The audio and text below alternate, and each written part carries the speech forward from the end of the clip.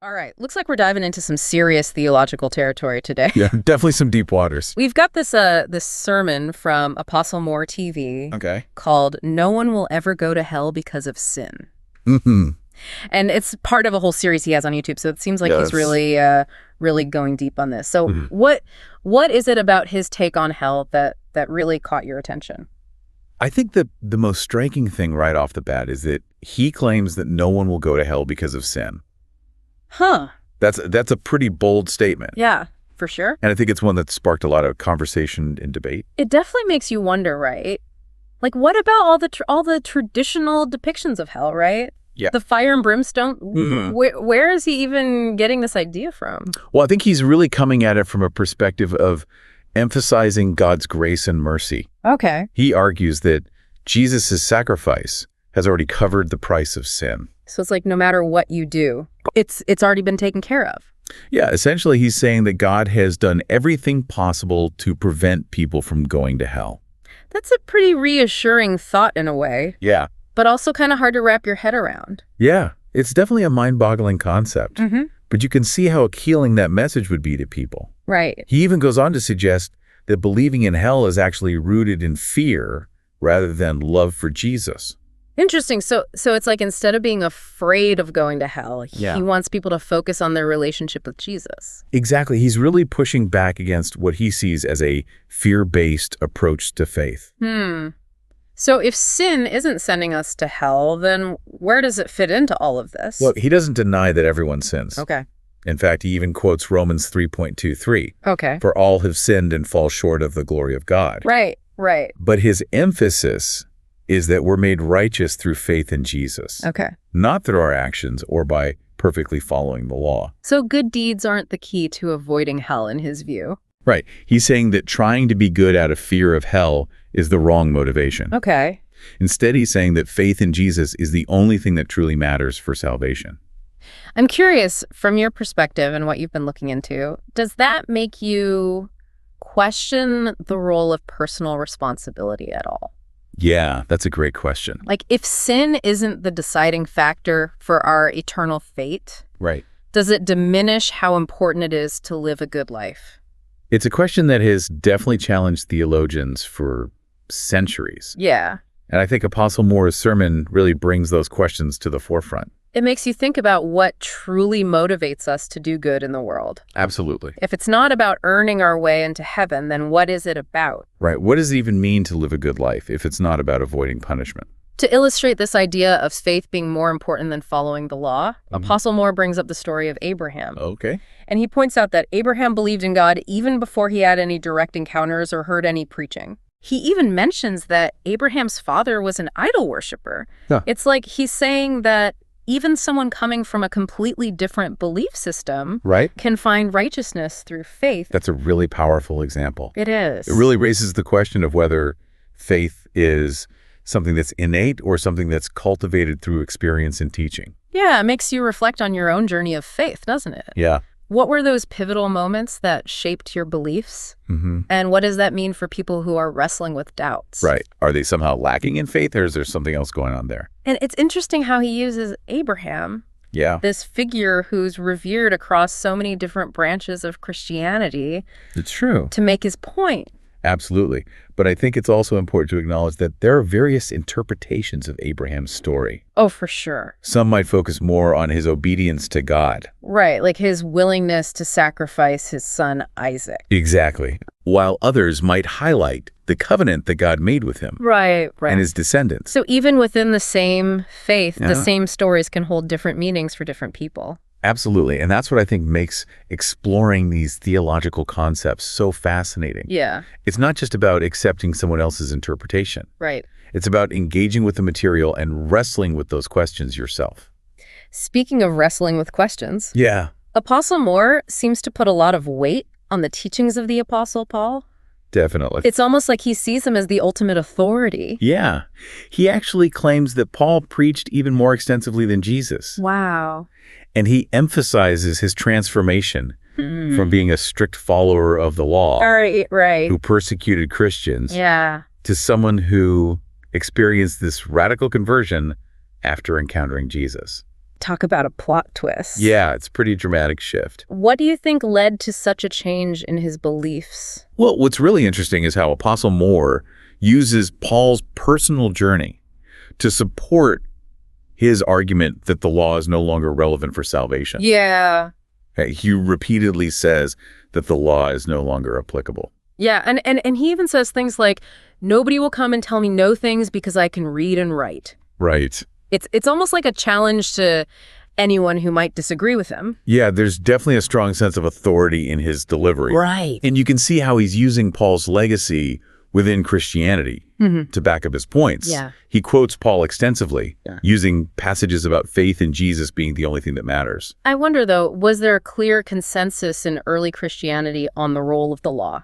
Or were there different interpretations even back then? Yeah, it's easy to think of early Christianity as this unified movement. Right. But there was actually a lot of diversity in their beliefs and practices. Okay. While Paul's writings were hugely influential, Right. there were other figures in communities who held different views. Yeah. So even from the beginning, there wasn't just one right way to be a Christian. Exactly. It seems like the idea of following the law versus relying on faith in Jesus was a big point of contention. Absolutely. And you had some Jewish Christians, for example, who continued to observe aspects of Jewish law. Okay.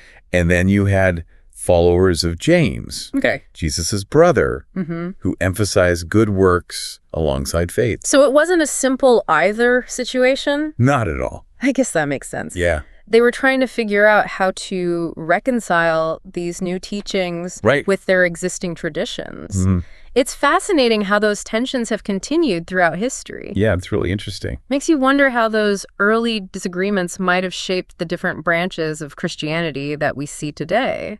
It's definitely something to think about. Like a ripple effect, where those initial interpretations continue to influence theological discussion centuries later. Absolutely, towards the end of the sermon. Apostle Moore kind of shifts gears a bit Yeah. and starts talking about deliverance. It almost feels like a different topic altogether. It does, right? Yeah. He goes from talking about salvation and sin Right. to this emphasis on spiritual awareness and freedom, Yeah. even after you've experienced deliverance from spiritual bondage. He mentions that you need to be aware of your freedom Right. so you don't get manipulated by the devil again. I've heard other preachers talk about this idea of spiritual warfare, but I'm not sure I fully understand it. Right. What does it actually mean? Well, it's the belief that there are both good and evil forces at play in the world, Okay. and that Christians need to actively resist the temptations and negative influences of the devil. So it's not just about accepting Jesus into your heart. Right. It's about this ongoing battle against evil. Exactly. And for Apostle Moore, Yeah. it's not enough to just be passively aware of this struggle. Okay. He really urges his listeners to actively participate in the deliverance process. He even tells them to shout, "I am free." There's a lot of energy and emotion in that statement. Yeah, definitely. What do you think is the significance of that kind of outward expression of freedom? I think it's about more than just words. Okay. It's about breaking free from whatever might be holding you back. Right. Whether that's sin or fear, addiction, negative spiritual influences. That act of declaring your freedom could be really powerful. A way of reclaiming your agency Okay. and taking a stand against those forces that are trying to control you. It almost sounds like a ritual. Yeah. A way of solidifying that commitment to staying free. Right. I'm curious, though. Yeah. Are there different approaches to deliverance within Christianity? Absolutely. I imagine different denominations might have their own beliefs and practices. You're right. There's a wide range of beliefs and practices around deliverance. Okay. You see things like formal exorcisms Okay. in Catholic and some Pentecostal traditions. Yeah. But then you have more informal prayer and counseling, Okay. which you might see in more Protestant churches. So it's not a one-size-fits-all approach. Right. It seems like the way people experience and understand spiritual warfare is really personal, Yeah, influenced by their own background.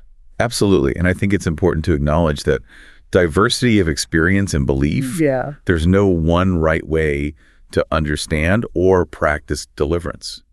So to kind of circle back here, Yep. we've seen how Apostle Moore emphasizes faith in Jesus as the only requirement for salvation, right, minimizing the role of sin. He also emphasizes this ongoing struggle of spiritual warfare and the need to actively participate in deliverance. That's right. I'm finding it really fascinating how he weaves these different threads together. Yeah. Salvation, grace, spiritual freedom.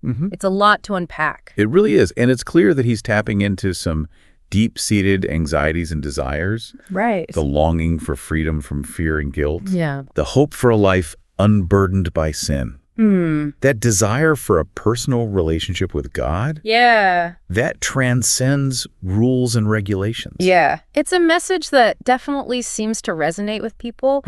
But I have to admit, I'm still kind of grappling with some of the implications. Oh, yeah. Like, if sin doesn't determine our eternal fate, does that diminish the importance of personal responsibility? Right. That's the big question, isn't it? Yeah. If we're already saved by grace, no matter what we do, does that give us a free pass to just live however we want? Like, does it change how we think about what it means to be a good person? It really gets to the heart of what motivates our actions. It does. It's like those classic thought experiments, you know? Like, if you knew you wouldn't get caught, would you still do the right thing? Exactly. It really makes you think about what truly defines a moral life. And it's interesting because Apostle Moore doesn't really address that specific concern in the sermon. It's a question that a lot of theologians have wrestled with over the centuries, though. Right, yeah. For sure. I wonder if for him, comes back to that idea of having a genuine relationship with Jesus. Okay. Maybe he's saying that true faith should naturally lead to a transformed life.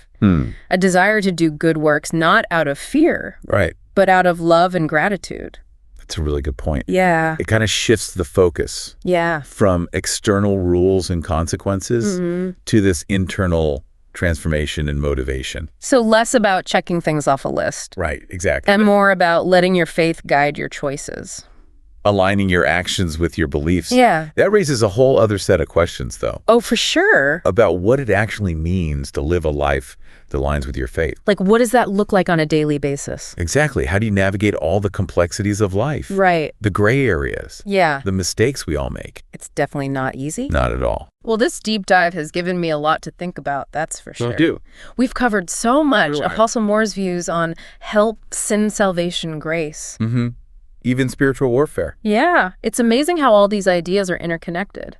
They really are. He's offering a message of hope. And freedom from fear. For sure. But it also raises some really profound questions. Absolutely. About how we live our lives and what it means to have faith. And that's the beauty of theological exploration, isn't it? Yeah. It's not about finding all the answers. Right. It's about engaging in that process of questioning, reflecting, and seeking a deeper understanding. Apostle Moore's sermon is really just one perspective within this huge ongoing conversation that's been going on for centuries. If you're interested in learning more, I definitely encourage you to keep digging.